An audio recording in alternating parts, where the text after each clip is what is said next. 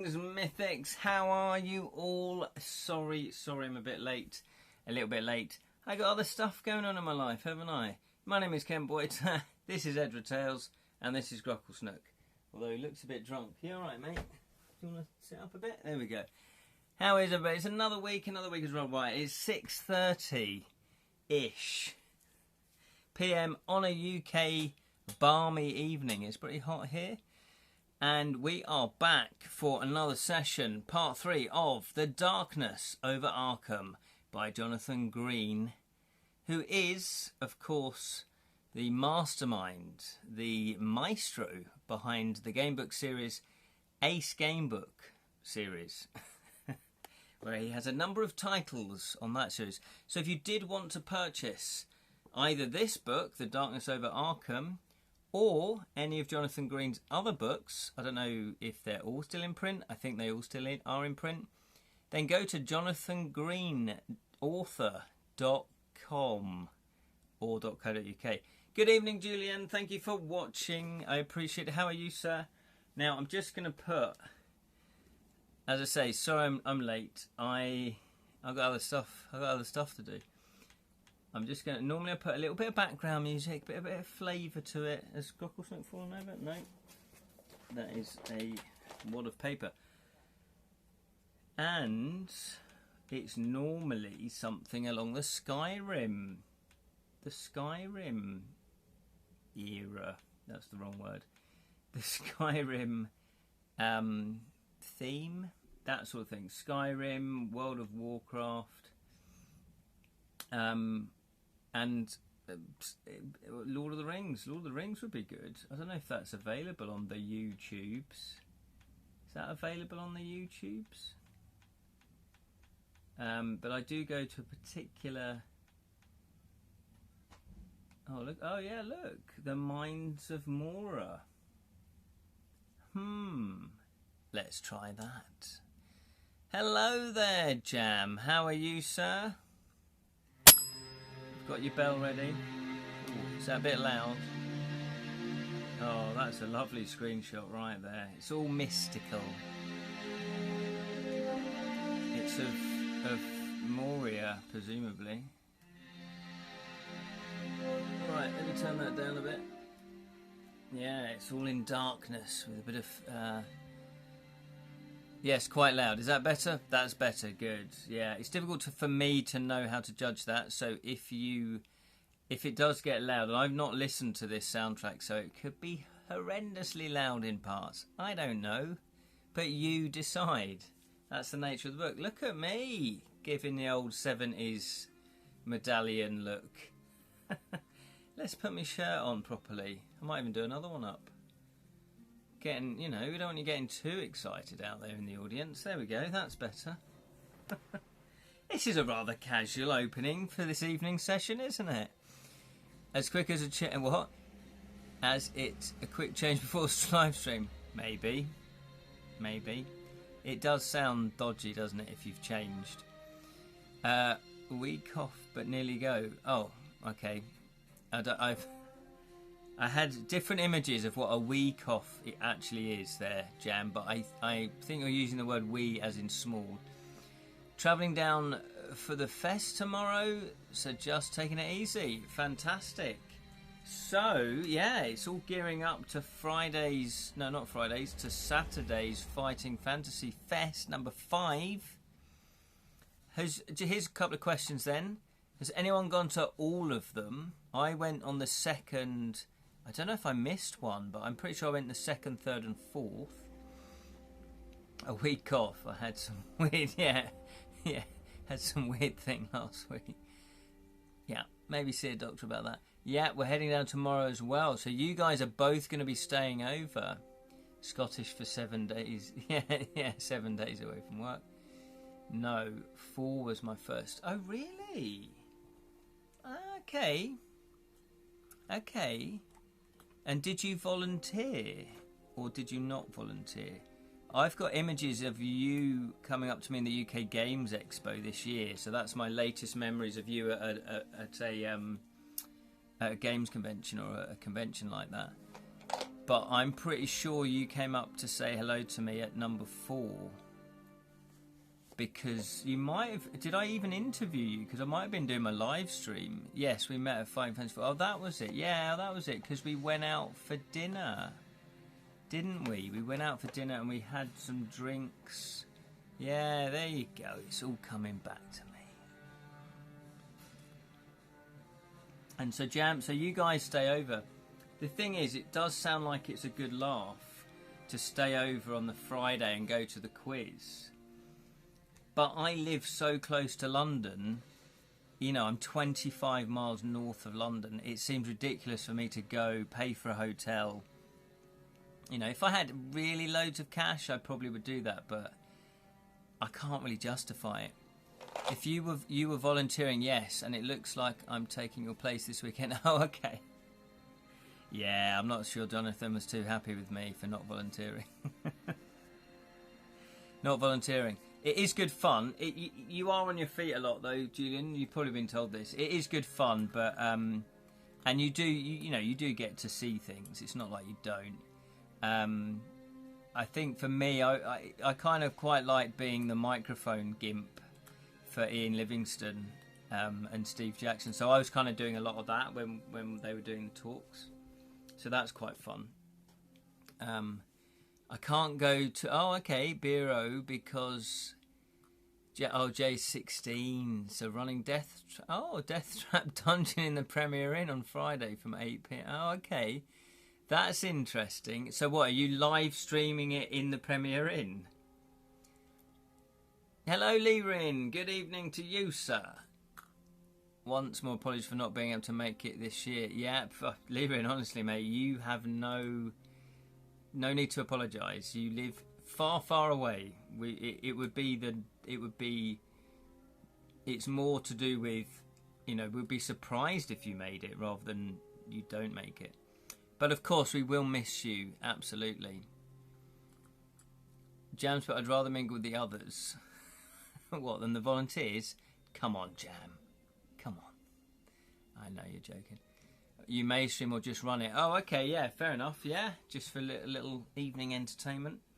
Now, I might say something a bit controversial, but I don't think I've played Death Trap Dungeon. That came out, didn't it? That came out.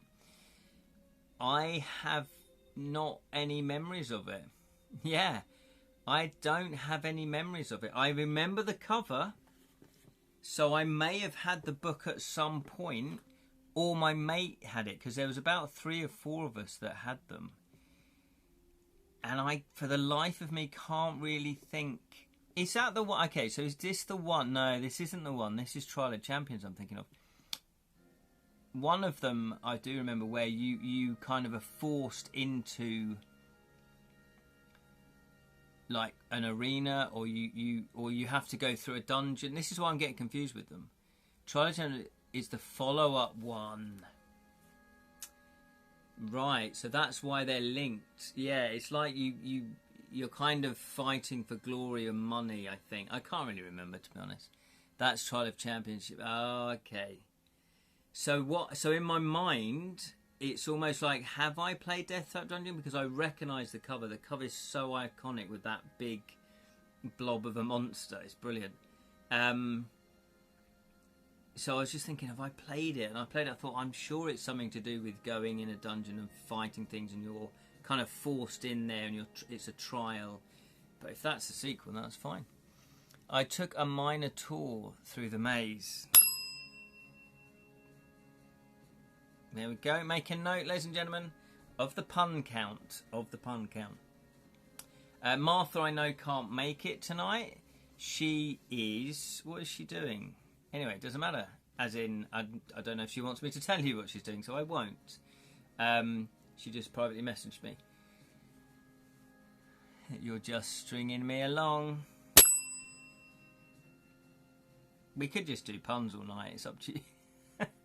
It was an original way to close off the trilogy with you renting an army with your 20,000 gold piece, your prize money in Armies of Death. Oh, okay. So some of the game. Oh, I didn't really realise it's because again I've not played many fighting fantasy games, to be honest. I know that's a shock. But so they're loosely connected, are they? So this new one that Ian Livingstone's releasing at the weekend, is that like a fourth one?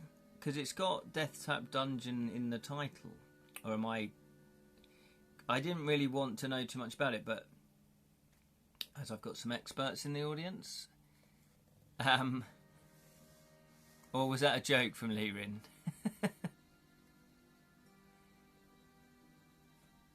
Armies of Death. That if that's a made-up title, I like it. As in, that's not a real fighting fantasy book, because Jam's just put a smiley face, laughing. So, I don't know if Jonathan's going to join us because he's probably very, very busy with trying to organise everything last minute. If there's last minute things to organise. He said it's the proper third book, I believe, as a direct sequel to Death Trap Dungeon. Oh, okay, so it's more closer to what Death Trap Dungeon is. Well, what I might do then is try and get try and get my hands on a proper Death Trap Dungeon, not the scholastic ones, not those ones. A proper original Death Trap Dungeon, and then also I'm going to buy maybe the hardback. I did get the hardback of Port of Peril. How much are they worth now, the hardbacks of Port of Peril? Levin's put it well. Skew Mitz has a jealousy brother who opened his own Death Trap Dungeon. Are you making this up again, Levin? Which is the setting of book 4. Oh, okay. Anything my brother do, I can do better. Right. Oh, I see. No, Jam's confirmed it then. How do you pronounce that? Not that I will ever know how to pronounce it. Jealous brother Carmus designed a makeshift dungeon, I'm guessing. So it becomes between Dungeon... Oh, okay. And Trial of Champions. No, you're just getting me to say rude words now. Yeah, both of you. Between you. Look at what you've written. Okay, have a good look of what you both have written. And then hang your head in shame. Go on. Hang them in shame. Reflect on what you've written and what you were trying to get me to say. Hangs head, yeah. You, Jam, with your first word, and then you, Julian, with your second word. I reckon Ian and Steve are the biggest trolls ever. They've probably littered their fighting fantasy with names like that, haven't they? Laughing, giggling away to themselves. Good grief. Preying on vulnerable people like me that can't read. Okay, we had better crack on then with... If anyone's watching this on playback or watching it without commenting, and you're wondering what the hell is going on, you would be correct in thinking what the hell is going on. Because this is part 3 of The Darkness Over Arkham by Jonathan Green, who I'm hoping is not watching it because he's annoyed at me, but because he's very, very busy doing Fighting Fantasy 5. And if you don't know what that is, you can search up Fighting Fantasy Festival 5. And there may be some tickets left. I'm not 100% sure, but if you search that up, you should put tickets into that as well. It is a whole day dedicated to the Fighting Fantasy series by Sir Ian Livingstone and Steve Jackson.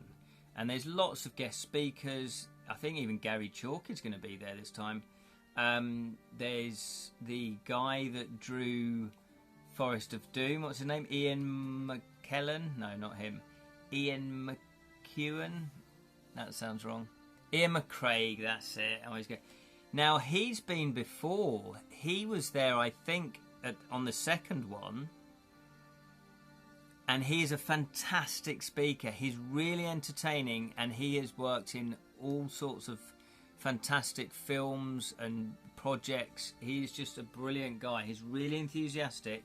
And not only that, he said after his speech, he said, if anyone's got any questions, because I think they did a question and answer session as well, but he said, if anybody wants to ask me even more questions, I'm happy. If you just come up to me, I'll be outside, outside the sort of speaking area. And he had a little gang of about 20 people, like all artists, wanting to ask him questions, and he answered every single one of them. He wasn't in a rush to go. He was genuinely interested in what they were doing and genuinely giving like more detailed advice, which I thought, you didn't have to do that. You're a nice man. You're a lovely man, Ian. You're a lovely man. He did that live broadcast in Fighting Fantasy 4. Oh, maybe that's what I remember. Maybe it was Fighting Fantasy 4. Maybe I'm going to be getting confused which year it was. But yeah. But will not be live streamed due to his NDA and copyright material for other franchises. Yeah, that's fair enough, because he talks about, unless it's a different one, but unless he talks about other stuff. But he was still talking as he left. About 6 portfolio out. Oh, yeah, there you go, Jam, yeah. Ian McCraig, father of Darth Maul, absolutely leaving. Yeah, he talked about that as well.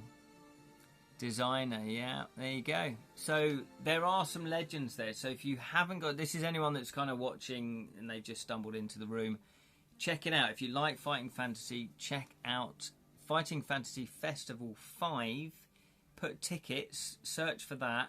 And hopefully you'll go to the Everbright, is that how it is? Or Everbyte ticket page, and you should see details there. Or you can go to the Fighting Fantasy website. I think it should all the details on there. But it's a great day. It finishes quite late as well, like 11. And there's just loads of people, obviously fans that love Fighting Fantasy and other game books. So there will be other stall holders selling other game books, which I think is a great idea, because it encourages the genre more, doesn't it? Encourages new authors to come into the Fighting Fantasy sort of area, territory, and then the hobby can continue to grow, basically. Darth Maul, Zambar Bone, yeah, with flesh. Yeah, he did sort of talk about that. He was very open about that. That's cool. So it's all very exciting, and Jonathan has very, very kindly agreed to let me have on his table a small A4 space where I'm going to be having a pile of these free samples. And so if you would like one, I'm sure you're going to go to Jonathan's desk anyway, his little stool. I'm going to have a stack of these. So if you do want one, they are free. You just take it. It's the first 30 entries of my game book that is coming out in October, but it's going to be kickstarted. So if you like this, there's details of the Kickstarter, well, as in a QR code to take you to my website that tells you more about the Kickstarter, but it's the first 30 entries. So if you are desperate for a new game book, Devilish Dilemmas is my new game book series, so hopefully it'll be more than just one. To Kill a Thief is the first one. I've slightly revamped the cover so it'll be a slightly different cover than what you see here. In fact, yeah, it's that. I've changed the blue to the red. Can you see that? This is very boring detail, isn't it? But there you go. And now what I've also done is I've added, because when you take the free sample away, I realised that because I've changed the logo, if you're interested in design, this is quite an interesting thing. I felt that the titles weren't standing out enough. So what I decided to do was revamp the logo as well, so make the logo more exciting. And then consequently it's gone down there. Now what that's meant is that there's this big black space here. So what I've done is I've put a creature, tentacles coming out. Tentacles coming out. So there we go. So that is coming in October. So it's going to have that cover on that sample. Does that make sense? Anyway, enough rambling. Thank you very much, Jam. You put, will you sign one for me? Of course I will. I will sign a sample for you if you want me to sign a sample for me. Yeah, if you grab a sample and then find me, I'm only 4'6", so hide in crowds. Are you? Don't let Dylan hear that. Grabbing that. Oh, okay, brilliant. Yeah. Nice, thank you. Darn straight sign. Well, sign them all, do you reckon? What, just the samples? I guess so. I guess it's a bit of history. The thing is, it's a weird thing. Okay, I've got a bit of space. I could sign them in the middle there then. It is a bit weird though, because you think back to Fighting Fantasy or anybody that's creative and they create something. They don't really know if it's going to take off. They don't really know how popular it's going to be. They don't really know if it's going to be a big smash hit like Fighting Fantasy. In fact, Ian Livingstone, as you all know, said that it wasn't a big success to begin with. It was only when they went on Radio 1, which obviously is a big audience, and played the game, like, read it out and did a bit of a playthrough, and callers were phoning in, that it then took off. So it's funny because when you start creating stuff and you've got rough sketches and you've got little manuscripts, look, I've got loads of stuff. Although that's not mine. Look, I've got... so this is a board game of mine that I'm developing. Now this is like prototype cards. This is notes. Now at the time, do you think, oh, one day I'm going to be mega famous. I better sign all this stuff. You don't think like that. So do you think Ian Livingstone and Steve Jackson thought like that? Probably not. So it didn't really occur to me that people would want a signed sample. But I tell you what, to get around my humbleness and not look like I think I'm a big star before I am, I've got a blank page here. So what I could do is write a little message, nice little handwritten message, that's a nice touch, and then sign it there. Now the question is, actually this is a good question, maybe you guys can help me out. When you're super famous, multi-game book author, they'll be collectible. Well, I guess they would be. That's what I was going to say, yeah.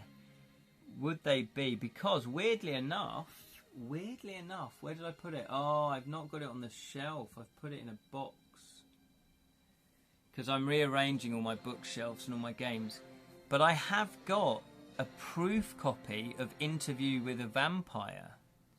So a proof copy is just...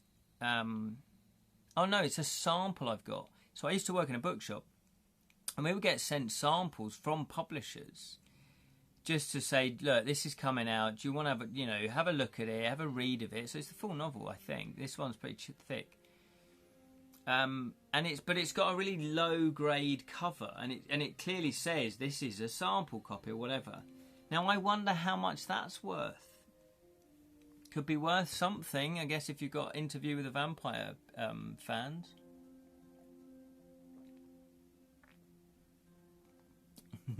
they'll sell, yeah, jams. They'll sell when I die. Like Van Gogh. Imagine being Van Gogh. You are now probably the most famous artist in the world. Yeah, I think when he was alive, I think he only sold 2 paintings in his life. That's gutting. True, right? Because I think that's the right attitude. There's not a spider in that drink, jam. However, there was a spider in my bath the other day. I had to get rid of it. I love getting those when I was in Waterstones. Oh, there you go. So you know exactly what I'm talking about. You've got a James Patterson maximum ride proof. Nice. Nice. They might be worth like 20 quid, 30 quid, I don't know. If you had a Harry Potter one, that would be different. But there's currently a Van Gogh Expo in Taiwan right now. Fantastic. It runs to the 15th this month. Have you been? Because if you've not, I would totally recommend it. I mean, we're quite lucky in this country. In the UK, we've got a few Van Goghs. I guess like a lot of countries maybe have Van Goghs because they get sold, don't they? And they get sold internationally. Okay, you've convinced me. I will write a little message and I'll sign it. Oh, what I was going to say is, now, should I sign it as my pen name, which is Loquacious Macabre, or should I sign it as Ken Boyter? What's more valuable? None of them. None of them, Ken. You're not famous, so none of them are valuable. No, but Ken Livingstone. You have now won the comments section, Jam, for that comment. I crown you Lord Comment Head. I'm going... I'm going, of course. Oh, okay. I thought you were. Here's his favourite Western painter. My top 10 heroes. Most of my people. Fantastically Rin. Well, let us know how you get on. How it was. Both. Yeah, I guess I could. Yeah, what I might do is I might write the message as Loquacious Macabre. He's a bit more outgoing and a bit more cocky. So I could write the message that and then put my name just at the bottom. Sign it Loquacious as well, but put my name at the bottom. Okay, so anyway, enough about that. But you will be able to pick those up. My game books work off of a D12 system, by the way. And I'm going to be letting people know about the rewards, eking it out over the next couple of weeks. So anyway, I've rabbled on for nearly 25 minutes now. We've not even done a bit of game book play. Here we go then. I've seen his paintings at New York National Museum of Art and his sunflower pieces at Trafalgar Square. Have you? That is fantastic. Yeah, that is fantastic. I've seen... I went to Amsterdam and I went to the Van Gogh Museum and it is fantastic. Superb. But we can chat more on Saturday. Yeah, absolutely. We can chat all sorts of Van Gogh and game book goodness. So, what the hell are we doing? We're doing... It's a slick show tonight, guys. The Darkness Over Arkham. We are an investigator. And we are Rex Murphy. That's who we are, and that's what we look like. Who I think that's based on Jonathan Green, if I'm being totally honest. So, we have Willpower 3, we've got Intellect 4, we've got Combat 2, we've got Health 6, we've got Sanity 9. However, that may have changed, but I don't think it has. We've got 1 clue. We've got a couple of notebooks. We've got the Ability Seeker. We've got the Ability... We've got the Weakness Curse. We've got a few other things going on, but we can get to that when we get to that. And we have some secrets. We've ticked off some secrets. We know some secrets. We're an investigator. We have found some secrets out. Now, we don't quite know what they're used for yet. They've not... Have they come into play? I'm not sure. I can't remember now. And I've got a choice of dice.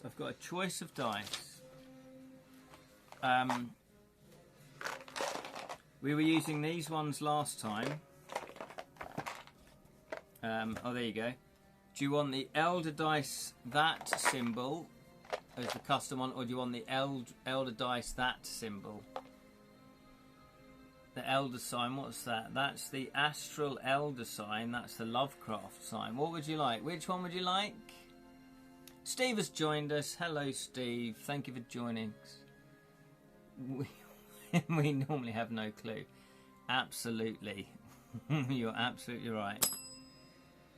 Secrets are really just achievements. Yes, that's kind of what I started to cotton on to. I thought, oh, okay, it's like having that, because it's like having a key, I guess, because I think some entry said, if you know the secret, such and such, turn to such and page. So I think like that. All my dice went into dice jail on Monday after we Yeah, you're playing Solomon. What is it? Solomon, something or other. Lovecraft. So you want these ones? Yeah, we're going for these ones. Okie dokie. Just thought you might want a change, but hey, let's go for those. Okay, so it works on D6. Get a couple of those out. That's it. Secret of Salamis. I couldn't remember what it was. Bloody hard. It is hard. It is hard. Jonathan Green's got his sticky little fingers in that one, hasn't he? Making it hard. 5 rings away from the Platinum Dark Souls 3, hence the trilogy. Just 5 rings away. I'm sure you're going to crack it. So, that's us set up. We were on... Now, I can't really remember what the hell had gone on, what had happened. Oh yeah, we've died already twice in this game. In fact, 3 times. But we sort of didn't count one. We just sort of laughed that off. Part 3, we are starting on entry 44. Here we go, 44. And there has been a death. There has been a death. Dr. Blaine. We're sort of looking into Dr. Blaine's death. Why has he died? Who killed him? That's the overarching story. I'll just sum it up in one sentence.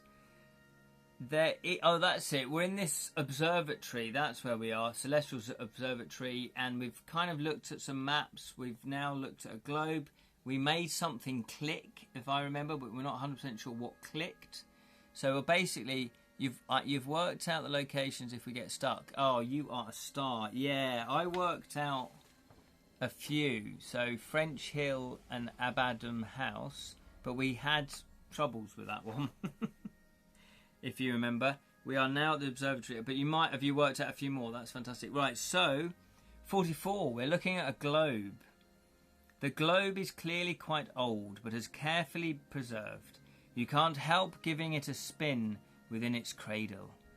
As it slows to a stop, you hear a soft click. It doesn't open to reveal a concealed drinks trolley, however. That was always on our minds, wasn't it? So, what would we like to do? It says here, would you like to take a closer look at the Metacarus projection map, which we might have done. Oh, we've already done that. So you've still got a choice though. What would you like to do? Take a closer look at the globe. Oh no, we've done that as well. So it looks like we've done everything. So we've looked at the projection map, which is 86. We've already done that. We've looked at the celestial globe. We've already done that. So we've got to leave. Oh, that's both clicked now. Oh, okay. So Julian knows what's going on, doesn't he? Steve's put here, I definitely will give this another playthrough, as I know there's a few more locations I visited and got the medium ending. Oh, okay, yeah. Spins it the other way and reverse time like Christopher Reeve. Oh, yeah.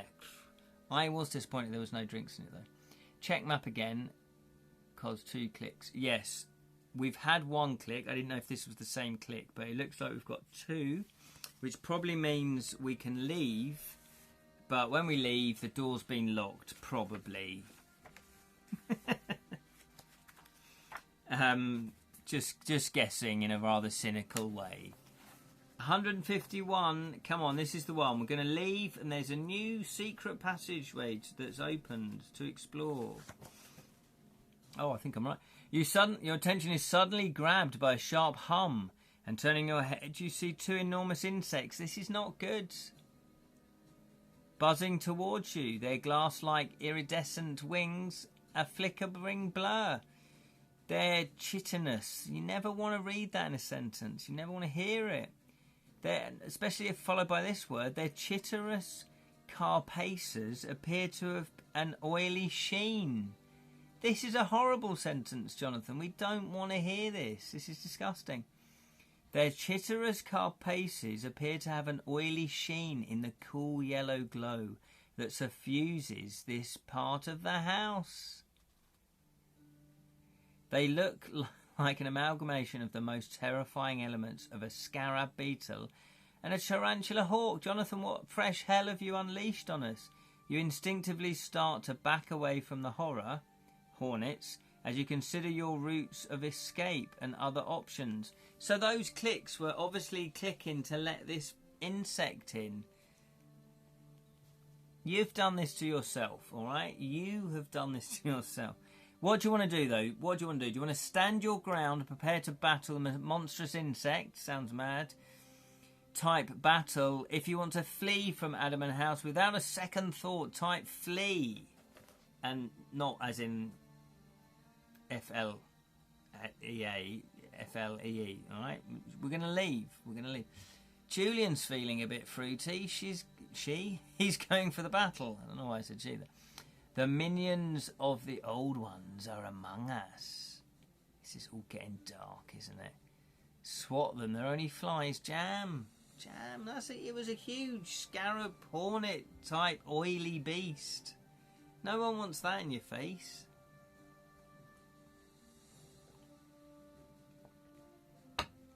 Don't be fooled by the heroic music in the background. Okay, insects run for the hills. Absolutely, Lyrian. Lyrian's got the measure of them. But unfortunately, Lyrian, you have been outvoted because I'm feeling in a really, really snarky mood. Because some idiots have decided they're going to stand their ground. You know I don't mean that. You know I don't. Okay, we are going to battle you fools. I don't see this going well. Anyway, I'm a bringer of despair this evening. Maybe that's my new role. To always criticise your choices and decisions, right? 205. If I was doing this, I would go the other way. Yeah, but you're not, Ken. You're literally reading out the book. You've got the easy job. I don't know why I looked at... Grocklesnook was talking to me. I don't know why I looked over there. Anyway. Dumb, Dumber and Dumbest. The three amigos. No, look, you're right. You'll probably win. You'll probably win. Yeah, get the rage spray ready. Right, okay, here we go then. 205. Your pulse thudding in your ears. You prepare to battle the beetle-like wasps. That is not a word I want to be hearing. You may spend 1 resource at the start of each round to add 2 to your total for that round. Okay. Unfortunately, we've probably got no resources. We've got no resources. So that's null and void. Okay. Round 1. Roll 2 dice and add your combat. If you have the weakness, fear of insects, and thank the Lord we haven't, you would deduct 2. So we need to get 13 or more to win the first round. Okay, we have a combat of 2, ladies and gentlemen. He is not very beefy. He's more bookwormish, not book waspish. Okay, so combat of 2, we basically need to roll an 11 or 12. How hard can that be? Ugh. Should we count that? If it does that, that's 11, isn't it? Should we count that? So we need to roll a 5 or a 6, basically. I'm going to kiss the sign. That sounded more worse than I thought. Right, here we go then. Good Lord. No, Julian, no. Yeah? Happy now with your decision to go into battle? I know, I read it out at the beginning and nobody was listening, so it's alright. Okay, here we go then. We have, you need to get a 5 or a 6. Notice how I emphasised you need to get a 5 or 6. Do not blame me if this goes wrong, okay? Do not blame me. I will... Here we go then. Here we go. You're going to do it though. 5 and 6. You're going to get 2 6s. It's going to be smiles all round. Ooh. Oh, I need to roll better, Jam. Is that right?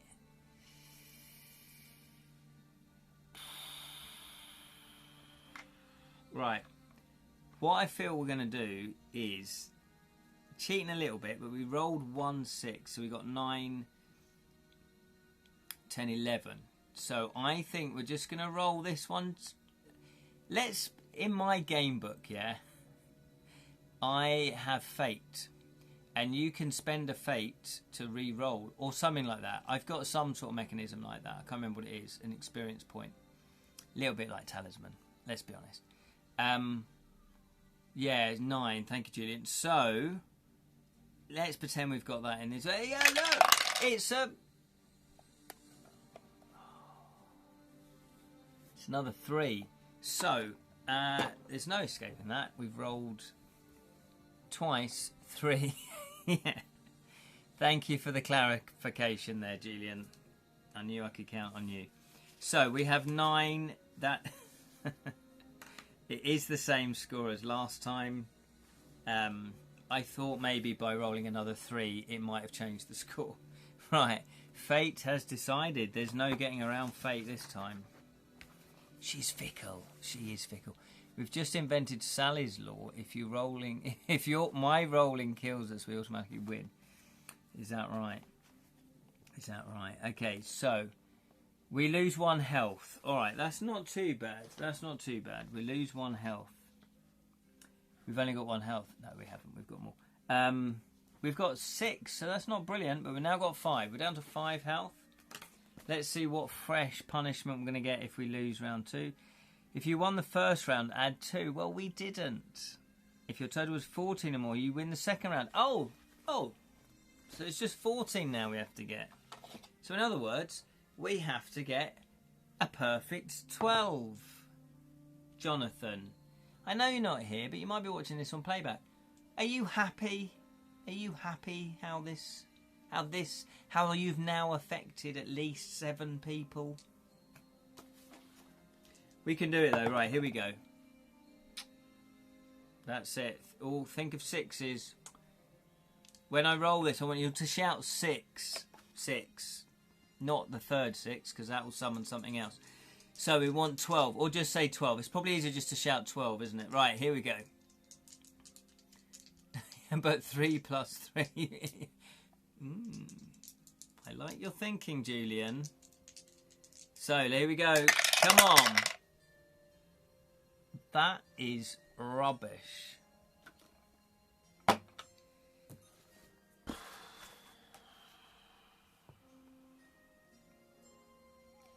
Right, if you lost the second round, which we did, 225. See, this is why I ramble on for 25 minutes at the beginning, because I've got to fill the time somehow, because of your inadequacies to fight monsters. Here we go. It's called You Decide. It's not called Ken Rolls Bad Numbers. My numbers are fine. They're not. They're not. Right, here we go. You do your best to fiend off the giant insects. Oh, there's more than one. But no matter how hard you struggle, that does not bode well.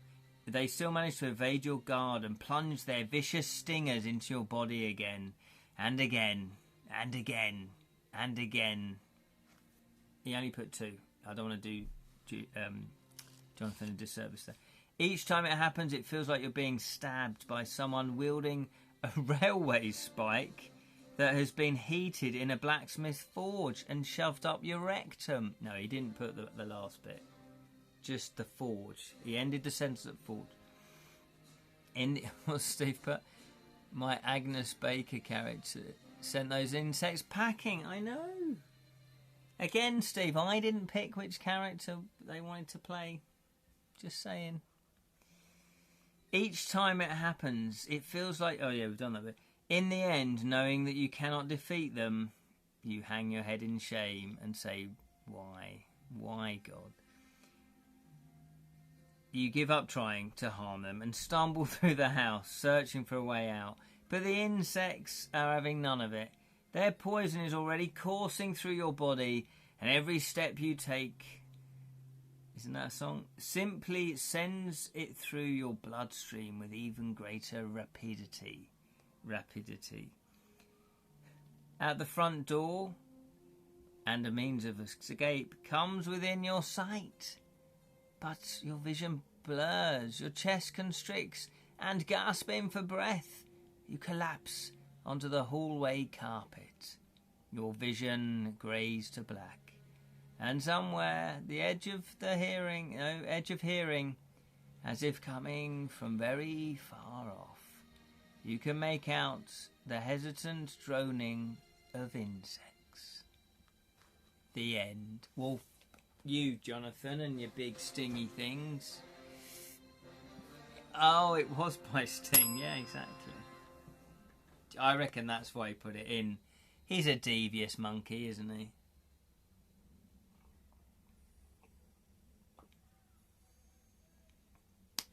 Well, officially, that is our 3 lives. He is a devious-minded man. I prefer monkey. He's a monkey man. He's a devious-minded monkey man. And I will tell him that to his face on Saturday when I see him. I'm going to wave this around going, Jonathan, what the hell were you playing at? And he will simply say, well, you should have been better at the game.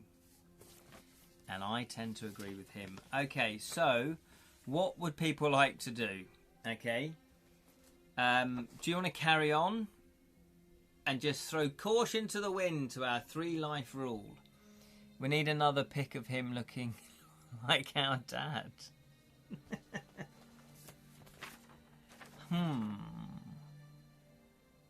Wow, this book makes Ian's Crypt of the Sorcerer look as like Animal Crossing in comparison. It's tough, isn't it? It is tough.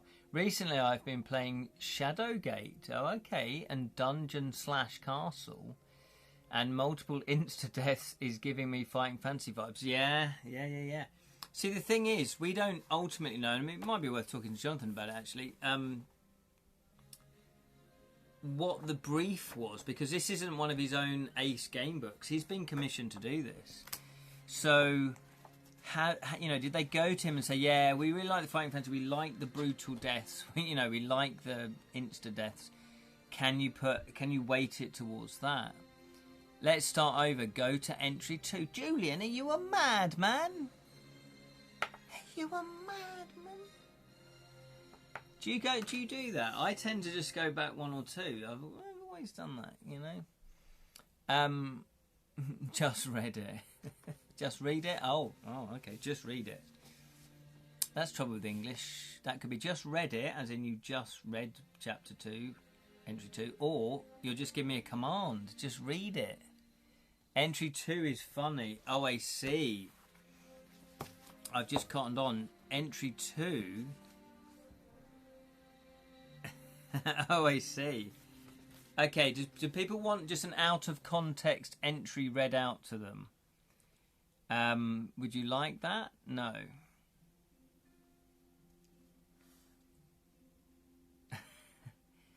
I've just sort of skim read it. It's quite funny. Go for it. Okay, are we happy with this? Right. If you don't really want to know what this is out of context, stop watching, fast forward this bit if you're watching it on playback. Bit of spoilers. This is entry 2, okay? You ready? Here we go. Let's have a cup of tea. Not the whole cup, just a gulp. Okay, spoilers. You have been warned. Hesterom, you mean? 2 words spelt the same but pronounced differently. Oh, is that what they're called? A heteromnym. No.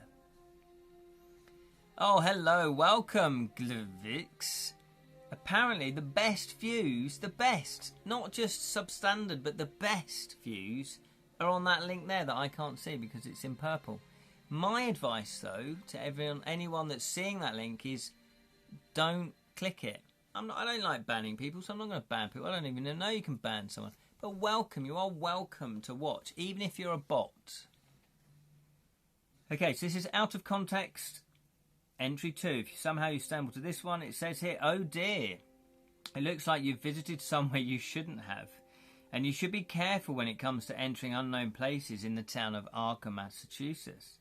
If you're reading this because you've finished the first section and simply kept going, we must warn you that you're going to get confused, not to mention lost very quickly. And that way, madness lies. This book really only makes sense if you hop from entry to entry according to the choices you make and the directions you are given. We suggest you go back and decide what you want to do regarding the dropped notebook. Oh, I see, so it really is early on. Then again, maybe you're here because you think this section is a solution to one of the puzzles in the books. Sorry, wrong again. Whoever said that, finding all those Easter eggs was going to be easy.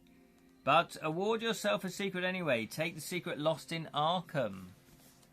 But perhaps you're here because you're actively looking for secrets. Fair enough. Here's one on us. Take the secret. Secrets of the Ancient Ones. Now go back to wherever it was. Hang on. Now go back to whatever it was you were doing before, which might well mean going back to section 1. Very good. Cheeky little thing there. Because genuinely, I know we cheat in terms of we've got 3 lives or 4 lives. But I genuinely don't read any other entries. So, even when I play stuff on my own or, these live streams, I don't sit and read all the entries. I like to see how it unfolds with you guys. Oh, heteronym. Heteronym.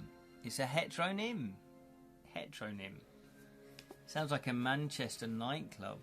Okay, so what do you want to do then? We can be Rex Murphy again and just go back a couple of things. Or would you like to start again completely? Julian's, but I just happened across it today. Yeah, I guess entry 2, you might just happen to glance at it when you're looking through. Yeah. So we could pick another investigator. Agnes Baker. That's how you pronounce the name, isn't it? Agnes Baker. Yeah, Agnes. She is the waitress. We could go with Nathaniel Choi.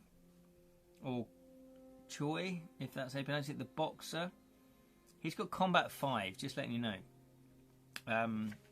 He's obviously the most combative one. The waitress has got the best willpower and the best sanity. No, second best sanity. So what would you like to do? Start again if we are fresh out of ideas. Okay, cool. Steve here has put, I did see a bad review on Amazon for a game book where the person read the sections in order. Oh my god, that is the classic. But then to give it a bad review is terrible. Where the person read the sections in order and said the book jumped all over the place. It's broken. This book is broken. 1 minute, I was in the library leafing through a book and the window was open and a leaf blew through. And then the next minute, I was in a swimming pool trying to dive underwater. What sort of crazy fiction is this? And it made no sense. I feel entry 2 was to combat this. Yes. I think that's a good idea. His surname is pronounced Joe. Thank you very much, Lerin. Tex Turner is here. Good evening, sir. Good evening, Tex. How are you? Long time no CC. That didn't make sense. Julian's put it. Somebody gave John a 1 star for this because there are no pictures. Yes, I read that. They even suggested using AI-generated images. What a loon. Yeah, I can sort of see his point of view because, in a way, I can see his point of view, but don't give someone a 1 star just because of it. Having illustrations in game books is only there now because Fighting Fantasy did it back in the day. All the game books afterwards, certainly the closer ones, copied them. And maybe Lone Wolf, and maybe Choose Your Own Adventure, but they all had little illustrations in it. You don't have to have illustrations in a game book. You don't have to have that. And if you're sort of saving money or you're tight on a budget, I know this is from a proper publisher, but come on. Maybe they just thought, you know what, we're not going to have illustrations in there. So don't give someone a 1 review for it. That's to do with expectation, and unfortunately they've expected illustrations to be in there, but there aren't any. Sour grapes much? Who, me? Fine, just got the book you're doing. Oh, excellent, you just got the book. Fantastic. Well, we've just died 3 times. Not tonight, but over 3 sessions. I thought the no pics was a published choice for his book. Yeah, it probably was. Jonathan probably wanted pictures. I don't know. The Marvel ones by the same published no pictures. Yeah, so they've made an editorial decision not to put illustrations in them, which I think's fair enough. Because if their descriptions are good enough, you start putting images in your mind anyway when you read, don't you? None of the Aconte, I never know how to pronounce it, Acolyte Marvel Modifus game books. Yeah, okay, yeah. John again have any illustrations? Yeah, that is a decision that they've made.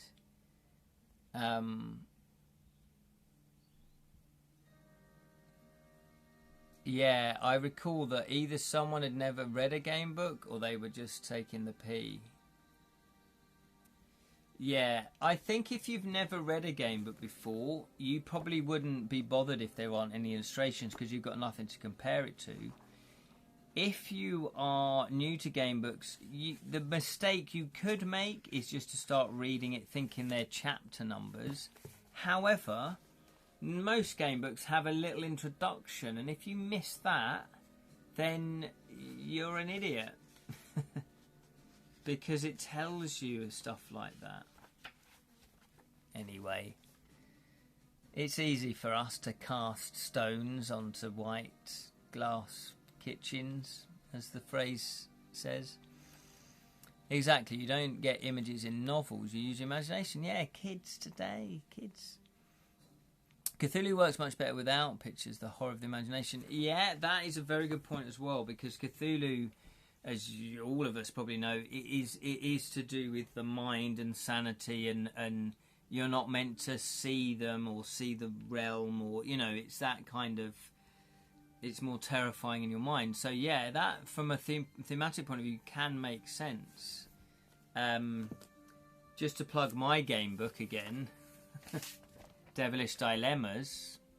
There it is, Devilish Dilemmas, which is coming to Kickstarter in October, Tex and Steve. If you want to go to edratales.com, you can sign up. You can sign up to get notifications. I'm going to be letting people know what rewards are going to be with the book as well. And if you sign up, you can get a free sample.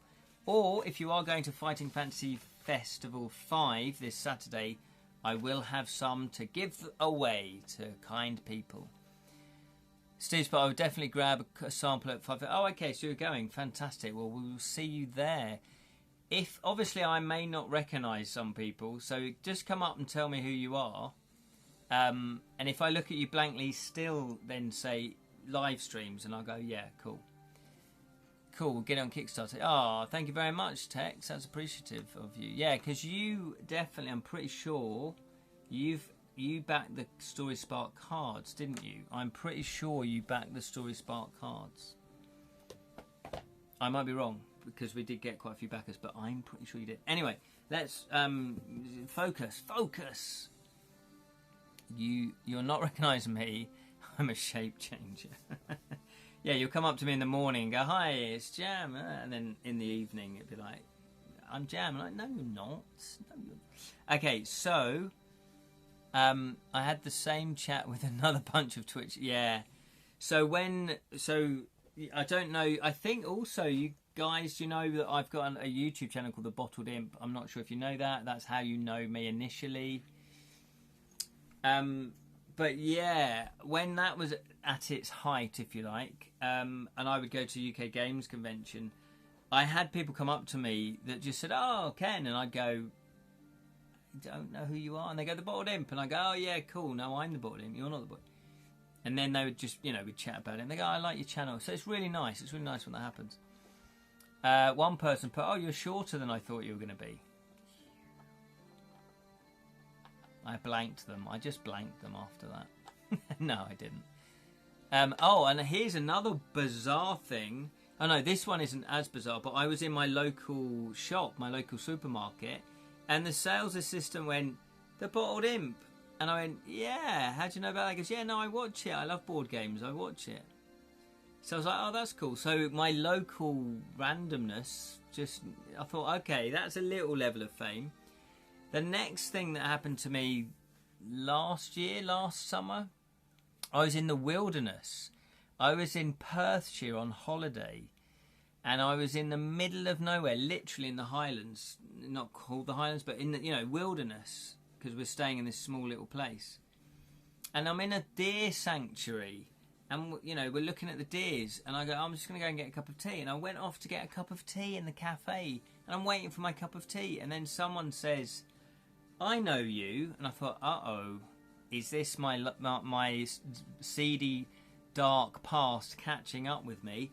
No, it wasn't. She said, I know you. You're a murder mystery actor. And I kind of thought, yes, I am. And I went, yeah. And she went, yeah, we saw you about 2-3 months ago. And I went, oh, okay, cool. Because obviously I do a lot of murder mysteries around the country, north, south, Midlands. And I thought, and then we had a little chat, and she went, oh, my husband's outside, do you want to come and chat to him? And I thought, okay, is he going to chat to me? So anyway, I got my tea, and then I came out, and it was nice, they just chatted and stuff like that, so it was cool. But I thought, that is bonkers. We are in the middle of nowhere, like literally in the wilderness, in this little deer sanctuary, and I got recognised. There you go. Heightist, yeah. No, I'm the heightist. I did actually speak with you at last Thanks. That was 2 years ago. Probably, Steve. Probably. Hopefully I was polite and once... Yeah, that's probably... The thing I have, though, is you've got a slight advantage because you are used to seeing this ugly mug. I'm not used to seeing your beautiful faces. But I kind of hopefully remember the names or the handles that you use. But my memory for stuff like this isn't brilliant. So I'm just going to be honest now. So even if you come up to me now, I won't necessarily recognise you. It's been 2 years. But if you say, Steve, then I will go, oh, yeah. And then now that you've told me, I'll say, yeah, we chatted 2 years ago, didn't we, at the last one? Because I will then try and fake that I remember you. There was somebody that I interviewed on a live stream. Was that you, Steve? I can't remember. Lirin says, yoo-hoo, just cleared a 5-meter tall gargoyle in Taiwan with my claymore and got his eternal burning spear. That is a grand achievement. You might even get a bell for that. Well done, Lirin. Yes. This is all being done from inside prison. I am in the dungeon, as you know. I am in the dungeon. Not one. It'll be fine. It'll be fine. Just come up to me. I'll look at you blankly, and then you'll just say Twitch, live channel, live streams, and then I'll go, yeah, of course. Lots of people came up to me and had... Oh, yeah, and you had... No, exactly, you're an author, so people sort of will have bought your books. Yeah, no, the first instance of this was in Final Fantasy 1. It turned out to be Malcolm Boyter, who I thought had died. Please tell me you said that. Oh, you, Malcolm? Oh, my God, I thought you were dead. That's possibly the worst thing you could instantly say back to someone. That's great. So, forgive my ignorance, but Malcolm Boyter is an illustrator. Am I correct in that? And do you use his illustrations now? Do you commission him? I can't. It's all foggy for me. Now that I'm out of the review game, it's kind of weird because when I started doing the Bottled Imp YouTube channel, here's another plug for it. It was great because we were creating lots of good content, book reviews, film reviews, board game reviews. But I was putting a lot of time and effort into that, quite rightly. However, I then suddenly thought, after 4 years of doing it, we're like, I've not written much. I've not get my own creative stuff going. So hence why I've not really gone back into YouTube in a full-time way. Because I want to be writing my books and writing and designing and publishing my own board games and stuff like that. So hence why I'm a little bit more quiet now. But consequently, I tend not to read as much. I tend not to play... Well, I've started getting back into board game playing as well. But if you've got a review show and you've got one every Friday, you make sure you start reading stuff again and you start playing board games regularly and you review them and you're up to the knowledge. You know what's going on with people. Lots of people go, oh yeah, I've read that. It was the biggest what the moment of my life, and now he's got Linus. Oh yeah, illustration in 3 of my books. Yeah, I thought I recognised the name. Yeah, fantastic. Your books, what are they? May I have one? Is that to Jam or is that to me? Because Jam, if you want to put your link to... Because Jam's got his books on Amazon. I haven't got one handy to show you, but Jam's also written a few for the Savage Realms. Zaha. Yeah, so... I do need to get your books. Yeah, you should. I've done 2 of yours now, Jam, I think.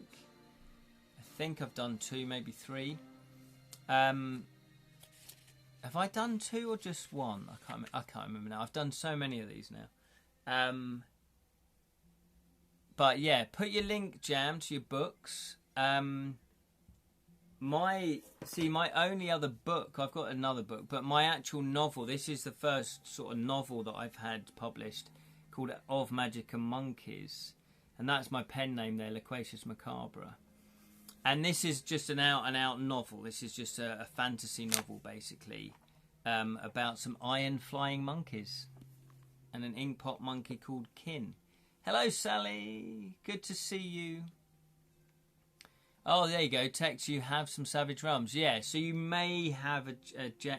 So we call him Jam. I don't know why. It's a bit weird. But his name is James A. Hirons. So you might know that name. Yeah, there you go. Jam is... Yeah, there you go, Steve. Yeah. Jam did the Tavern on Gallows Hill for Savage Realms, my own series called Literary Immersive Gamebooks. That's it. So I guess if you type Literary Immersive or copy and paste that into Amazon, you should come up with Jam's books. But this book is only available. This is hardback at the moment. It's only available hardback. There's only ever 40 made. And if you do want to buy a copy, you can go to Edra Tales and you can purchase a copy through my website. I will sign it for you as well. It's £10 if you want to buy it. If you live in the UK, it's £3 postage. I've not got US or international postage on there, but if you desperately want to buy my book, then just get in touch with me via Facebook Messenger or on the Edra Tales Facebook group, and I will let you know how much the postage is to wherever you live. Please put one aside for me as previous... Oh, yeah, okay. Let me write that down because my brain will just go whee and out. Do you know what? Maybe I should just bring 5 of these along just in case other people have said that to me. Because I've got a feeling you're not the only person that said that to me. I think a few people have said that to me. So I'm just going to write a little note then, yeah. Bring 5 copies.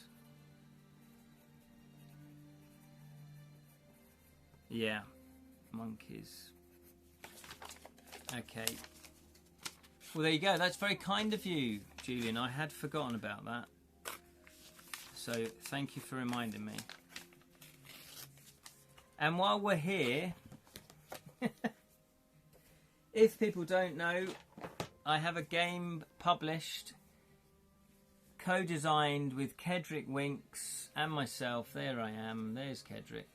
The Crooked Crown. It is a card game. It's a lot of fun. It's 3 to 6 players, ages 8 upwards. It takes about 20 minutes, 25 minutes to play. It's a lot of fun. Basically, you're all goblins. The Goblin King has died. Custom dictates that whoever just grabs the crown is the king, the new ruler. Could be a queen as well. They're not sexist. But you have 8 rounds to hold on to the crown. If you've been dealt it, you've got to hold on. It's a game of bluff. If you haven't been dealt it, again, it's a game of bluff. You have other cards to try and get that crown off of other players. You've got the steal card. You've got the look card, you know, the spy card, so you can look at someone's hand. You've got reduce their hand by card sizes, by cards. You've got gain cards, and you've got a wild card that does any of those cards. And it's basically, it's quick, it's quite sweet because you can inflict damage on players, but then on the next go they can heal themselves up. But equally, remember, if you start a bit of a damage wall, they can easily damage you as well. So it's a lot of fun. Julian's played it. He played it on the launch and got the game on the launch. And it's got some really good reviews at the moment. So yeah, if you do want a copy, that's on Amazon. And I believe for some crazy reason they've discounted it. I think it's part of some sort of deal they were doing, but I don't know how long that deal's going to last. But yeah, go to Amazon, search The Crooked Crown, and if you do play it and you love it, please leave a review because that all helps. Oh, that's very kind of you, Julian, to say that. Babel's put here, Babel, I should say. Ken's game is excellent, played and bought from the UK Games earlier this year. Tex has put more adult than Jam's first year in high school. What? I've obviously missed a comment there. Let's have a look. Jamie Fry has a few copies for selling on Saturday. That sounds good. Heck yes. If you bring it, I'll just pay you Saturday. So that's with little side deals going on. I actually have a spare copy of the hardback version of Mannequin Lord of Enmity. It's adult though. Yes, that's the one that I've got and then I realised, oh, we probably won't be able to live stream that. Yeah, so we can't. So we can't really sell it at the fest. That tags into that comment. Yeah, okay, that's Gems for. There we go, fantastic. So, if Sally, you're wondering what the hell we're just rambling on about, have a guess. We died. We died for the third time. So we have a choice. What would you like to do? Let's just clarify this then. Would you like to just end it here and then we move on to a new game book for next week? When do UK Games Expo run? That is normally the last or the first weekend of July. That's when that is. So it's sort of... Is that right? Have I got that right? Or the last weekend of June, something like that. Okay, so but oh no, it feels like it was over very quickly. It was. We got stung to death by large bee-type hornets. Which new game book? Hang on, what? Definitely summer. Yeah, it's in the summer, but it laps. It's the weekend where you've got a little bit of June and 2 days, like the first 2 days of July. So it's like the first weekend of July. Or even the last weekend in May. I told you my memory was shocking. That's it. It's the last weekend in May, but it's normally like Friday the 31st of May, Saturday the 1st of June, Sunday the 2nd of June. It's normally that type of deal. We'll try to leave the merry month of May 25th. Yeah, but be wary. That's what I'm saying. It's like the last weekend in May, but like the first weekend in June. But they've probably got the dates up. If you go to UK Games Expo website, they've got the dates nailed already. So here's the question. Give me a yes if you'd like to continue with Darkness Over Arkham. Give me a no if you don't want to, and then we can choose another game book. And then if it's a yes, then we can decide whether to start afresh with a new investigator or carry on and we'll just go back a few pages.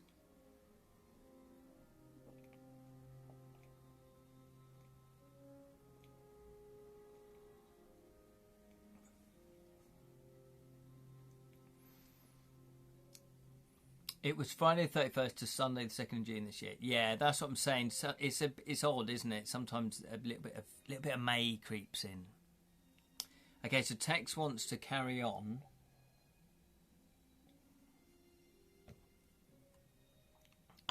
Carry on, my wayward son.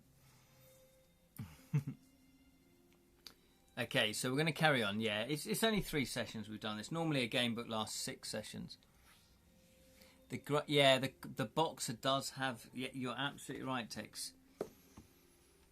Okay, fantastic. We will carry on then. So, what would you like to do then? Shall we make a vote? Okay, so the next question is, do you want to just carry on as Rex and we'll just pretend we beat the stinging insects?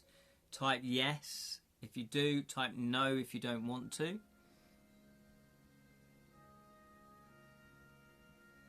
How you doing there, Grocksnook? You alright? Good, that's good to know. Oh, Steve's put no. Tex put no. Leerin's yes. Okay, so at the moment... Leirin, yeah, there you go. Friday the 30th of May, there you go. Let's beat Agnes Baker, yeah. So, okay, looks like no. People don't want to carry on as Rex. He was useless. Let's be honest. Come on, Rex. So the next question is, who would you like to be? Agnes Baker, the waitress, or Nathaniel Joe, the boxer? The waitress, Agnes, has 5 willpower, 2 intellect, 2 combat, 6 health, 8 sanity. Nathaniel has 3 willpower, 2 intellect, 5 combat, 9 health, 6 sanity. He's got a 5 combat, so he is the strongest. So we've got, so vote now. Type Nathaniel if you want Nathaniel, or Agnes if you want Agnes. We've got 1 apiece. We've got 1 apiece. Anyone else like to vote? You decide. Otherwise, the die will have to decide. Nathaniel, not played him yet. Oh, guys, you've done a split decision. And the winner is... Oh, we've got another one for Agnes. Julian's going to be annoyed. Julian. They voted differently. Okay, so let's just double check the scores then. Is it an actual tie? Sorry, yeah, that's why I was going to check it. So Sally's gone for Agnes. Tex went for Nathaniel, that's 1 apiece. Then Lee went for Nathaniel, that's 2-1. 3-1 with Julian. Steve's gone 3-2. Jam's gone 3. It is a tie. You lot, you had one job. You had one job. Okay, well, we will let fate decide. We will let the die decide. And you know how good I've been rolling the die. Yeah, there you go. Let the die side. The die side.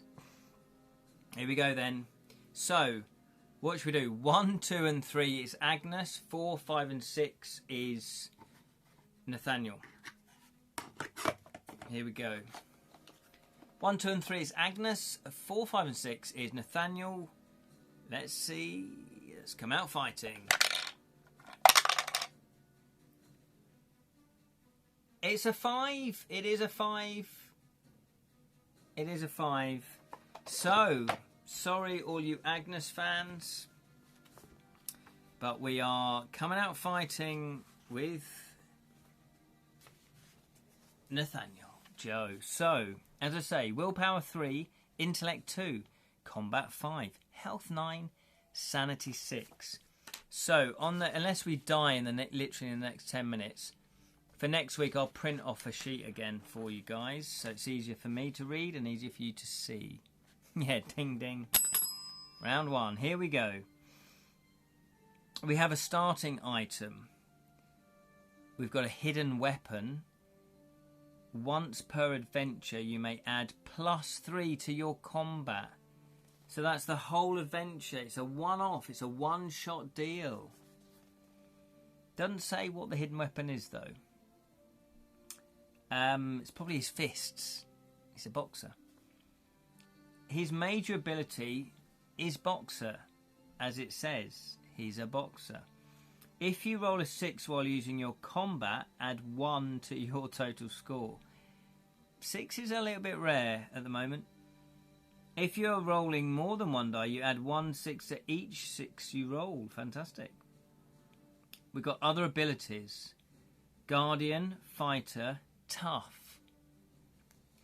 Major weakness, he's hunted by the mob. Oh, he's up to no good. He's a wrong 'un. He's got charisma, though, absolutely. He is a wrong 'un, though. Each time you gain a resource, roll a die. If the score is below your current number of resource, do not gain resource. Oh, it's a gamble. He's a gambler. He's got another weakness. He's a criminal. Some might say that's a strength. Not Jonathan. He's put that down as a weakness. Fair enough. Okay, so that is your character. So, I'll just refer to that then, and I'll try and keep stats on a little separate bit of paper. Do we have a starting item? Okay, let's read Nathaniel. Probably why he's in with Da Mob. Owes them money, probably. It's been some time since you turned your back on the boxing ring. After the O'Bannon gang pressed you into fixing fights for their own financial reward. That wasn't how you had envisioned your boxing career going. But if... I don't know why I'm doing a cockney accent. But if that was how it had to be, you wanted no part of it. And so you quit. And now put your fists to good use, protecting the innocent citizens of Arkham from the mob. I can't do that. That's going to hurt. It's It's going to hurt too much. You're probably relieved about that. Tonight, you intended to patrol... Now I've gone from one extreme to the other, very posh. Tonight, you intended to patrol the streets as usual. He's a vigilante. There is something brewing. You can feel it in the air. Like the change in pressure before a storm. But before setting out on patrol, you stop at Valma's diner to fortify yourself with a coffee and a slice of cherry pie, in readiness for whatever might lie ahead. Now turn to 1. Nah, he's a vigil uncle. Here you go, Jam. You can have that. Well deserved ding of the bell there. Oh, Julian was enjoying that. Yeah, I couldn't. 2 paragraphs max, that one. I have been on EastEnders, by the way. I don't know if you realise that. And that is true, I have. All my NPC voice get a bit Bristolian, do they? What's Bristol? Is that more country? Is that like, oh, what are you guys... Oh, hang on. I've got a combine harvester. Is it more like that? Like West Country? Yes. I can't keep that... Farmer type. Oh, you're a farmer. Well, why didn't you say so? Is that right? No, I was an extra on EastEnders for about 4 episodes. But we'll go into that another day. So, entry 1. Valma's Diner is a popular hangout in the town of Arkham. It provides precisely what its clientele expects of a diner. Hot coffee, hearty, home-cooked food, and a place to rest out of the wind and rain. But it's not the kind of place you can stay forever, because they close and you have to get kicked out. Through the windows in the world beyond the diner, you can see the sun creeping towards the fur-lined hills to the west of Arkham. It's time for you to leave. You begin gathering your things when a raised voice takes hold of your attention, and your eyes lock onto one of the booths where 2 older people are sitting. Ugh, old people.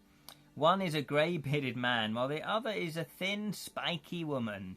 That's a great description. Her silvery hair cut into a severe bob. Their clothes are not only befitting of their advancing years, but also suggest that they are of an academic persuasion. You know the type well. They're plenty to be found in Arkham. Just think the Wurzels. God, they were great, weren't they?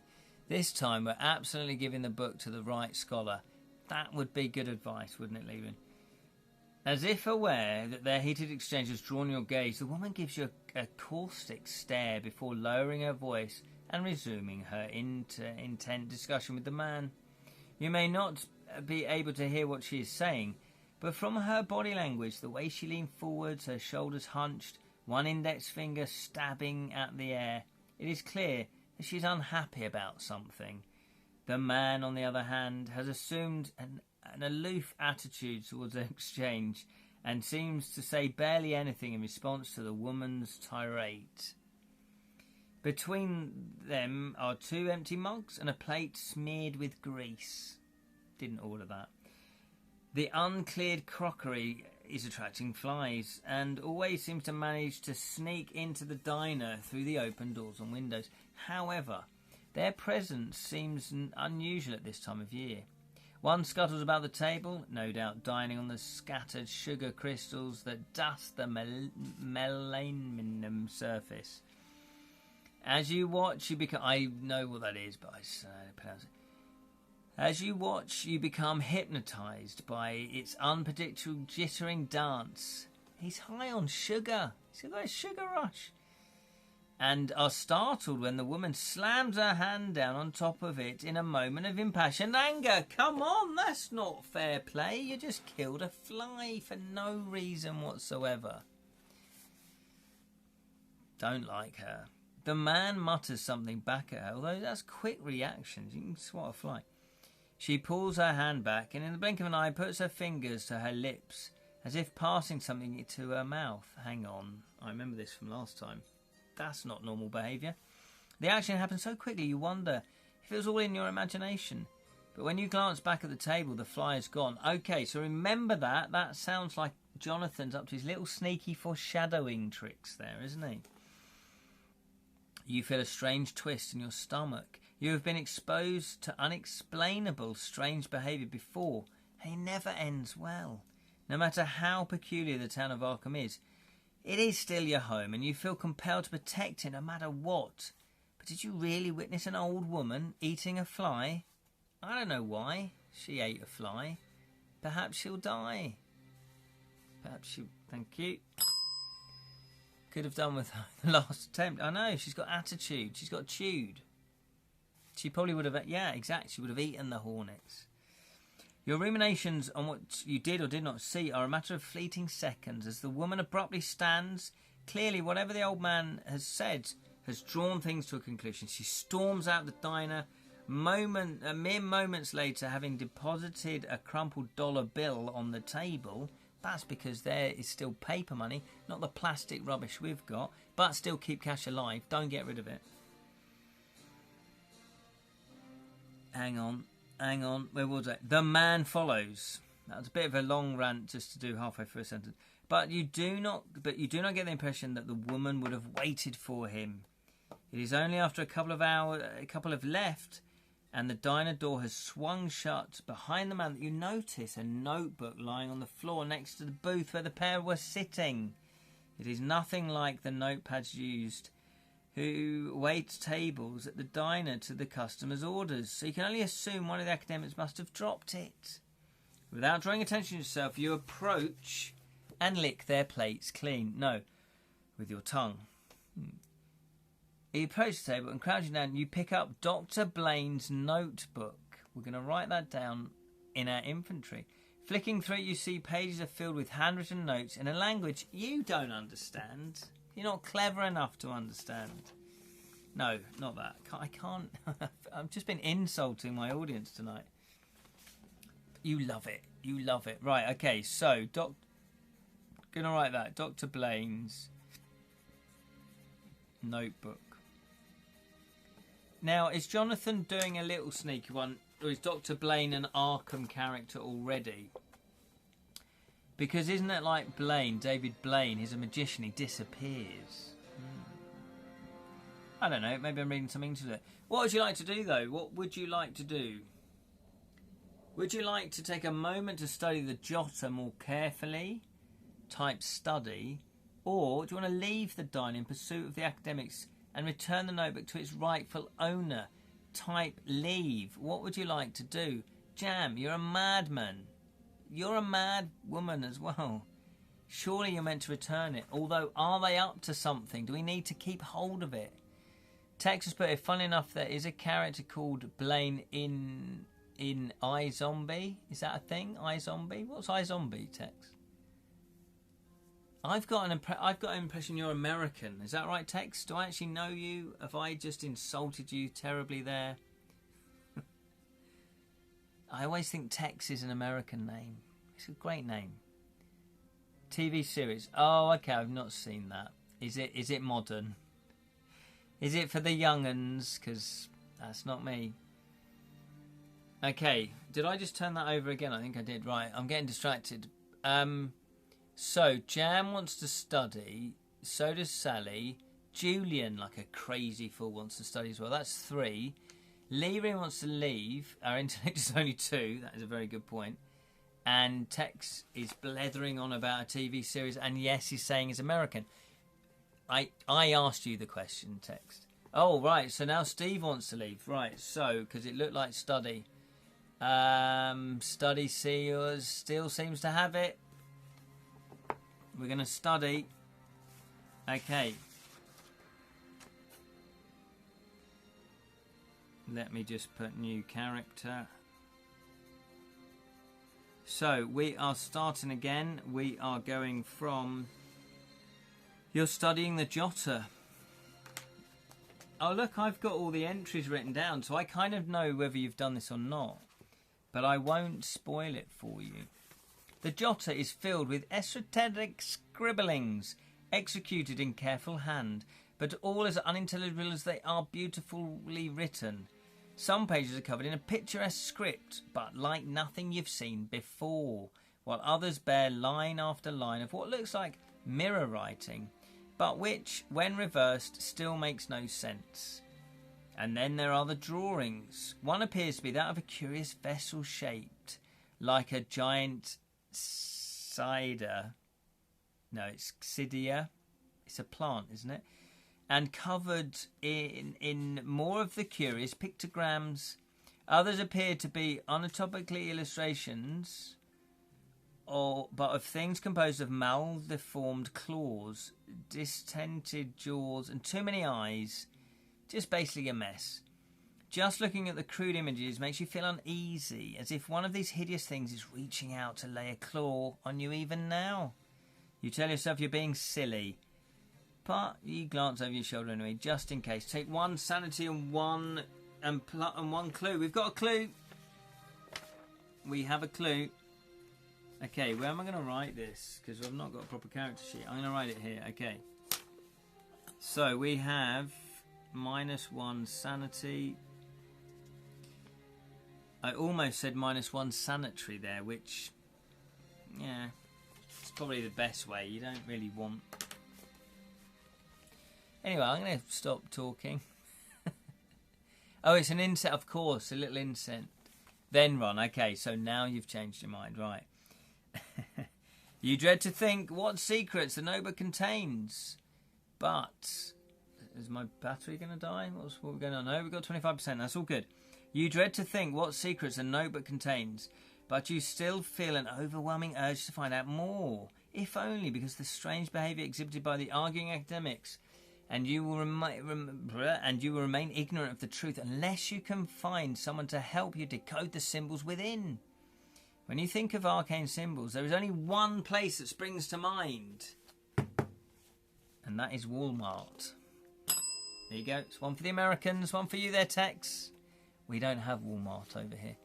Meanwhile, as we drink our coffee, says Lyrian, we break the fourth wall, turn temporarily to entry 2, and gain bonus clues. Ah, Lyrian. He's got the smarts. Yes. So, oh look, we've accidentally stumbled on number 2. Which, I won't read it all again, but basically Jonathan's yanking your chain by saying, you shouldn't have come here. Well, how have you come here? This isn't right. This isn't a normal novel where you just read one after the next entry. No, it's a game book, you mad fools. And then it says, but award yourself a secret. Anyway, take the secret lost in Arkham. So we'll do that. Oh no, whoever said find... okay. Well, we'll cheat anyway. Have lost in Arkham. I don't care. We're going to cheat. We're going to take both clues. But it also says take the secret secrets of the ancient one. So we'll have that one as well. And I need to get a chick on the... Okay. So, meanwhile, stumbled upon number 2. Exactly. So what would you like to do then? Would you like to take Dr. Blaine's notebook to Ye Old Magic Shop in Uptown? Type... What shall I get you to type? Type Ye, Y-E. If you want to chase after the academics in order to return the notebook, type chase. Type Ye if you want to check it out, go to the Ye Old Magic Shop. Or type chase if you want to chase after them. I believe in Creature of Havoc there is an entry which you can't access unless you cheat to get there. And Steve Jackson gives you a little telling off. Oh, fantastic. They had fun, didn't they, with those? I stepped into that one. Right, okay, so ye, bless ye merry men and women. Okay, so we're going to go to Ye, which, did we do that before? I'm not going to say.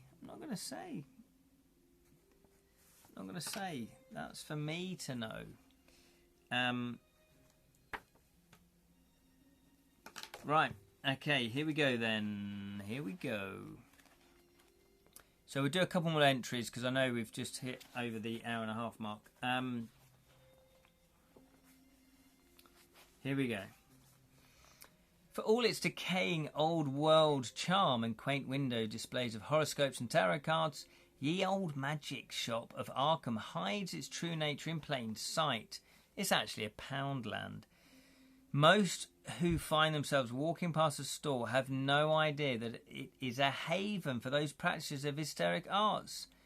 For want of a better phrase, hang on, Jonathan, what you're saying is the shop that's named Ye Old Magic Shop of Arkham hides its true nature in plain sight. Most people don't know it's a practice of hysteric arts.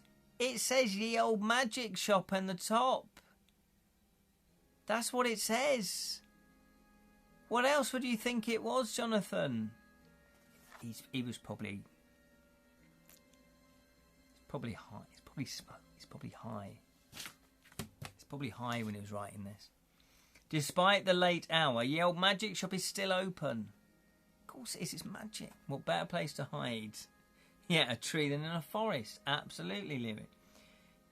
As you enter the establishment, a bell rings somewhere nearby. And, hearing clinking footsteps, your attention is drawn to the grey-haired woman who is now standing behind the counter. Hang on, was this a grey-haired woman we saw before? Let's find out. Your gaze briefly flickers below to the counter glass cabinets. I wonder where that was going there. Which are full of esoteric curiosities. She wears a fashionable blouse and slacks. Do we use the word slacks in Britain? I'm not sure. And a startling, but this is American, Ken. This is Arkham with your complaining, Ken. And a startling amount of antique jewellery. Her reputation precedes her. This is Miriam Beecher, the property of Magic Shop. Can I help you? This is a local shop for local people, she asked pleasantly, whilst fixing you with the most piercing of eyes. Jonathan doesn't smoke reefers, he smokes condor tobacco. I think you're absolutely right there. Whilst wearing his smoking jacket with patched elbows. That is my image of Jonathan, and I'm not changing it. Hello, love. Can I get 100 grams of sports mixture, please? Or can I have half a pound of your finest baccy? Finest snuff, please. Right, anyway, we're babbling there. Babel. What the hell was she saying? She's asking you, yeah, can I help you? In spite of any fears you may have about letting others know you are in possession of Dr. Blaine's notebook, who came here specifically to have someone help you decode its context. Proffering Mariam the notebook, you ask if she can help you translate what is written within. She pauses before taking it from you and then gives the pages a cursory glance. As a rule of thumb, I don't know why I'm sounding like she's old, because it's not mentioned she's old. You should not meddle in things you do not understand, she says coldly. That piercing stare of hers unrelenting, especially here in Arkham. You explain that it's too late for that, you daft bat. To which she replies, there's no need for that. Then there will be a price to pay. I have money, you tell her. I do not mean money, you foolish foppadoodle, she says. She didn't say the foppadoodle. And you feel a chill creep into your limbs as goose flesh rises on your skin.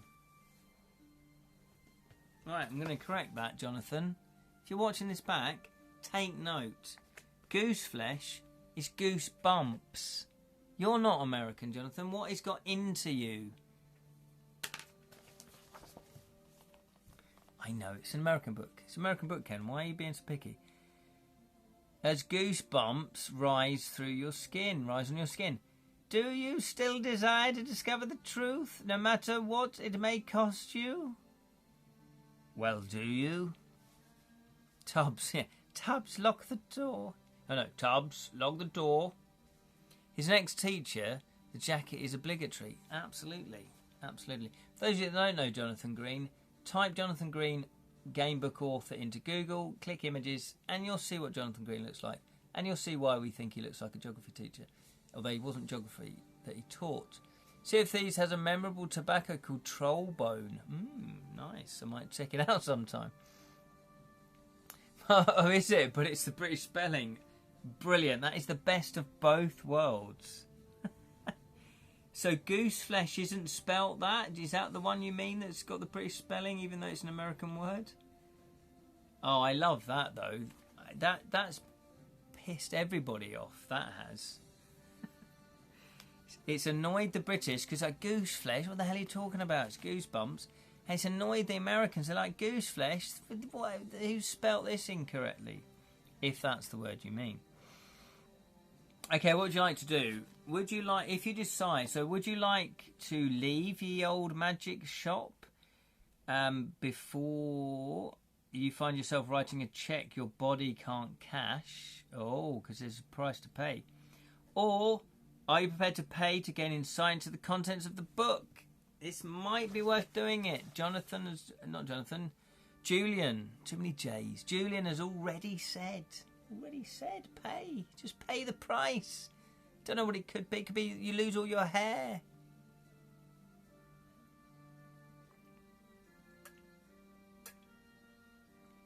Could be that you get turned into a spider. Oh, that would be horrible. You've got a fear of spiders. That's a great spell. Imagine a spell that casts that when it changes the person that it changes the target of the spell into their greatest fear. That's it. Is that been done before? That's got to be done before. I can't have come up with an original idea. Let me know if that's a spell in D&D or if that's a spell somewhere. I did not. It's a Room 101 spell. Julian, don't tell me that. When I ask for the truth, I don't want the truth. I want you to say, yes, Ken, you are amazing. You're a genius. You've completely invented a new spell. Well done. Just don't use it because you might get sued possibly from other people. But don't even tell me that because then I will then know that you're just appeasing me, even though I've told you to appease me. But don't make it obvious that you're appeasing me. Anyway,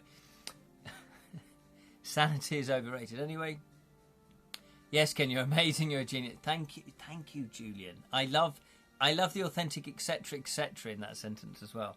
Not a spell, but a Pennywise in It transforms each. Oh, I see. See, I've not seen those films. Is that what that's all about? Is that what the fuss is about?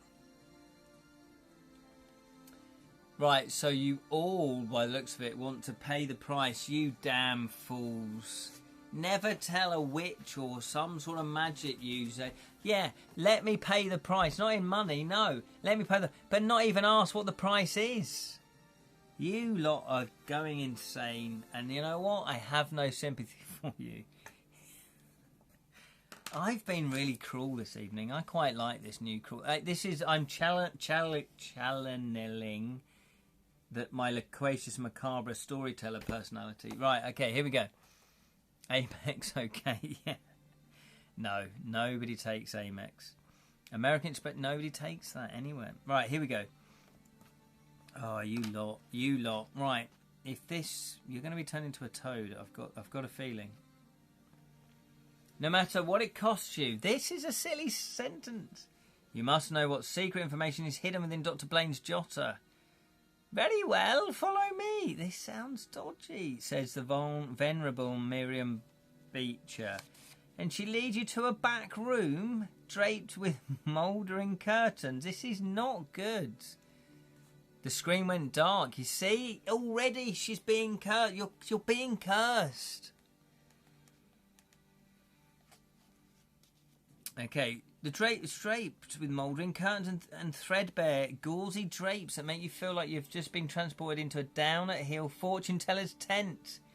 She sits down on the side and a small table invites you to take a seat opposite her. Take the secret, fortune teller will suck out your eyes. Okay. I think already we've done better than the previous 2 sessions. Although we are just about to get a hideous price that we have to pay. Right.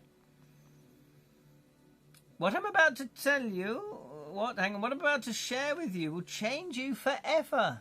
That's not a good thing, she says, placing Dr. Blaine's notebook between you. Once the door to knowledge has been opened, you will not be able to forget what you discovered lies behind, ever. You're my wife now, Dave. Are you ready? You nod to confirm that you are, even if you feel shadows at the corners of the room thicken and swell. It's too late, guys. You've locked this in. You are doing it. Do these symbols appear at all familiar with you? She asks, opening the notebook, seemingly at random. If you have ancient languages. No, we are a boxer. We're as thick as two planks. We're not going to have ancient languages. We haven't even got a first language. Right, here we go. Our language is pain. We've got... Oh, no, we haven't. We've got boxer, hunted by the mob, chainmail... No, chainmail, criminal, guardian, fighter, touch. No, we've got none of those. Okay, if not, there's a surprise. We are doing this. 2, 3, 1. Do you know what? You have only brought this on yourself. In fact, I hope you... No, you can't wish someone to lose a life. Can't do that. Right, okay. 2, 3, 1.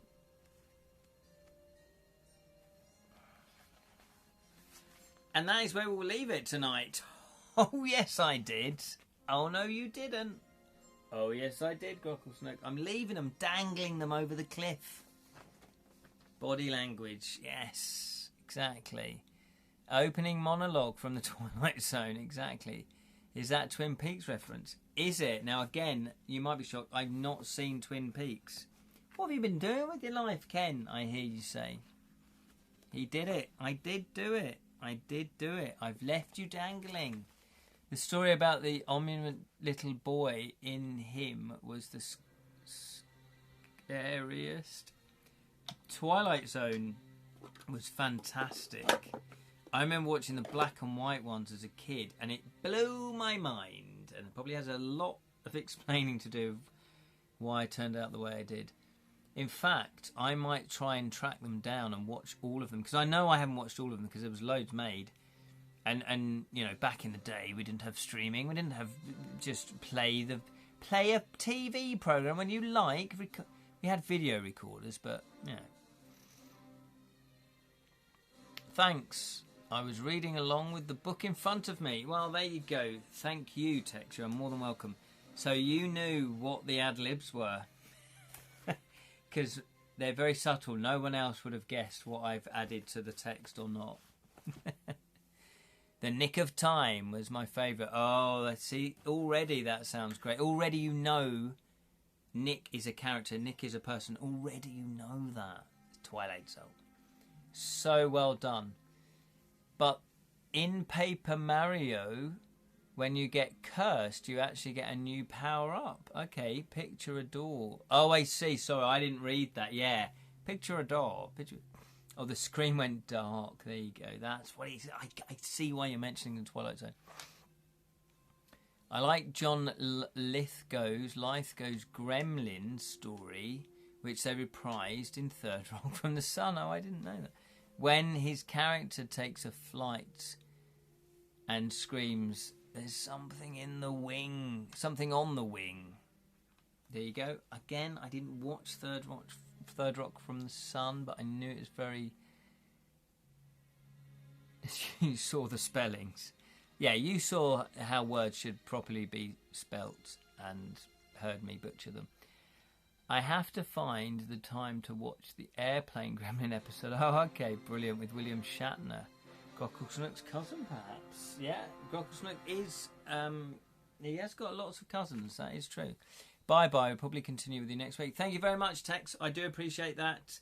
Yes, we will be back again, 6:30 UK time. Every Wednesday we will be continuing with the Darkness Over Arkham until we don't, and we choose a new game book. So, yeah, we better wrap it up now. Thank you, Tex. Thank you, Jam. Thank you, Lirin. Thank you, Steve. Thank you, Sally. Thank you, Julian. Who else have I missed that everyone's going to get highly offended because I didn't name check them? Thank you. I think that's everybody. And thank you to those that watched along but did not comment. You are more than welcome to do that, obviously. If you would like to help with the algorithms, click the follow button, click the notifications, and you should, it's a bit glitchy, but you should get notified when I go live, sometimes a little bit late. Thank you, Sally. Hopefully I said Sally as well. Jam's put another link in there, so keep an eye out for that, but I can't tell what it is because it's in purple and that's difficult to read on my screen. So click Jam's link. We trust him. He's not spamming us. Thank you, Lee Rin. I really appreciate it, everyone. And the next live stream is potentially on Friday evening. I haven't got my diary, but yes, we do another live stream. We are live streaming The Witcher 3 on the Xbox One. So we're going to have a lot of fun there. And yes, those that are going to the Fighting Fanciful Festival 5 in London, Ealing, London, I will see you there. Bright and breezy. Maybe not too bright, but bright and breezy. Take care. It should be a lot of fun. Not double booked this Friday. No, not double booked this Friday. Yeah. Should be back this Friday. Absolutely. Yes, Steve. Yeah, if anyone recognises me, just come up and say hello. We'll have a little chat. Hopefully it won't be too awkward. And normally I do a little live stream, so I will be going around interviewing people as well. So if you see me live streaming, just come up and say hello and we'll have a little chat. Not a problem. Take care. Same, yeah, exactly. If you recognise Julian, go up and talk to Julian. Say hello to him if you watch his channel as well. And also, which I believe is Babel17, isn't it? Twitch, Twitch channel. Put a link to your Twitch one there if you want. And also, yes, there you go. So it's Babel_17. Check out Julian's. He does live game book streaming as well. And also, if you recognise Jam, go up and talk to Jam. Hopefully, I'm allowed to say that for him. Because people do appreciate if you've read their books and you've enjoyed them and you let them know. They really do appreciate them.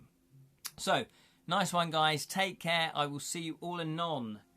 Thanks, Rocklesnook.